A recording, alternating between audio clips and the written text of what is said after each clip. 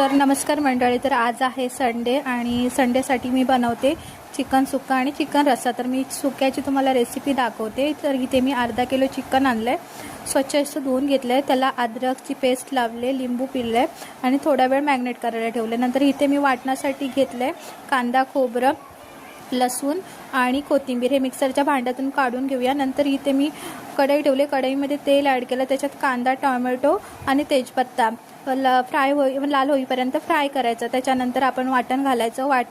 वाटणामध्ये मसाले ॲड करायचे. घरगुती मसाला, मटन मसाला, चिकन मसाला, गरम मसाला, लाल मिरची पावडर आणि तेल सुटेपर्यंत मस्त असं फ्राय करून घ्यायचं.